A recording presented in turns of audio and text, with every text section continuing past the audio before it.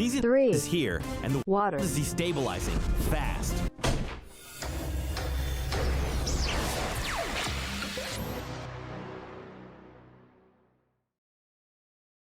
If you're not following me over on caffeine.tv, you definitely should. I give away free stuff, including the Battle Pass. With the new season, we hang out, you can ask me questions, and I play with you guys, so it's a great time. You should check me out over there in the link below. We are now officially on day 3 of the new season, and I gotta say it's a lot of fun. I'm really enjoying it, and all of the theories about the storyline and what could possibly come are just getting started, so without any further ado, let's dive into some more. So if you watched my upload yesterday, I talked about how people believe, or at least theorize, that Midas is going to return in some form this season as Oro, because of course he was eaten by a shark. We don't know whether or not he's dead or whether or not that was a joke, but inside of the cutscene trailer for this season, you see Midas eaten by a shark. Reddit user JakeBoy1 pointed out something that was really cool. So as you can see, Midas has a shark tattooed on his arm, and he got eaten by a shark in the trailer. Now, he also has a skull tattooed on his arm. Does that mean he will come back as Oro? It's definitely really cool, and I never noticed Midas's shark tattoo. Quite ironic if I do say so myself. Well played, Epic. Now, I did know about the skull tattoo. I knew about that one, but when you combine it with the shark tattoo, man, does that kind of make a lot of sense. He was eaten by a shark. If he were to come back, it would make sense for him to be the skeleton thing with his flesh ripped off. Also, something else to consider. If Midas has the golden touch and can turn anything he touches to gold, then why couldn't he have just turned around, touched the shark, made him gold, turned him to stone, whatever, kind of like the statues in his old room? I kind of got a feeling we might see some golden shark washed up on a beach or something. If so, that would be a sign that Midas is alive. I don't know how much this means whatsoever, if at all, but the Shadow logo has actually changed. As you can see, the bottom is the updated Shadow logo with the new season, and the one above it, the one from the 2 seasons prior. This is from Reddit user PokeJody2258. It's not like it's that much different, but it's just different enough to notice, and I wonder whether or not you guys noticed this before I even mentioned this in the video. The post elaborates a little bit, saying the theory is that Shadow has changed the major way that they run. Potentially new management under Jules, since she now runs the Authority and makes so many weapons and buildings. But that confuses me because she had the old logo on all of her outfits, and that is actually very true. Take a look at Jules for yourself. You can see that the Shadow logo on her shirt is the exact same thing as the old Shadow logo, as opposed to the new, updated, fresh one. So if the leader of the new agency, aka the Authority, isn't using the new logo, it makes me wonder why the logo was even changed in the first place. I guess only time will tell. Anyway, on this Reddit post, user Juances19 says Ghost and Shadow traded places. Their roles are now different. Before, Shadow was a rogue organization, with Ghost being the ones in control. They slowly took over the island, and now the tables have turned. Shadow became quite literally the authority of the island. They control it and spy on everyone, while Ghost remnants live in a fort made of scraps, aka the Fortilla. The symbol update represents the transition from terrorists to governing authority. I think that actually makes quite a bit of sense. And the funny thing is, in Season 2, it seemed like Midas was more than willing to let the agency fall to the Shadow operation if it meant he had a shot to actually contain the storm, break the storm, whatever he was actually trying to do. The roles pretty much are reversed for Ghost and Shadow. Last season, Ghost was the main faction.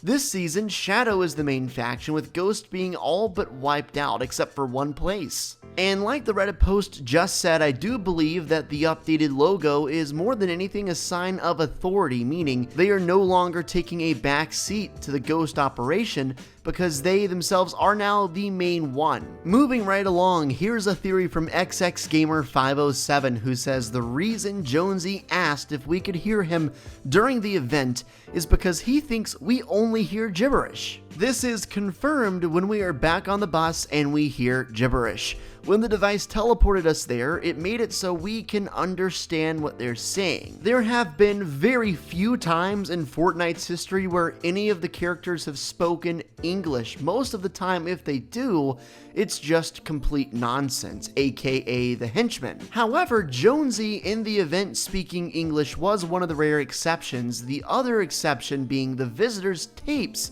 back in Season X, where he was speaking in perfect English, talking about the loop, the bridge, all that good stuff. I mean, that post makes a decent point. Now, I don't know if it is confirmed like it says in the post, but it's a valid question to ask. Jonesy was really concerned or startled or alarmed, any one of those words you want to use, that we could hear him, let alone that we were there in his office in the first place. But I gotta hand it to him, Gamerboy507 is right.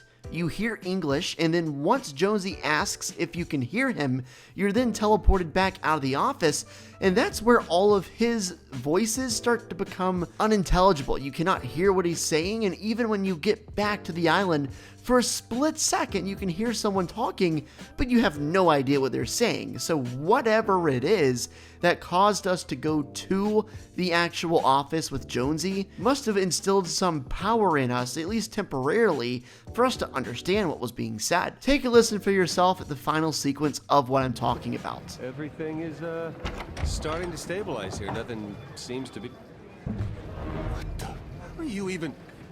Wait. Can you hear me? Hear me?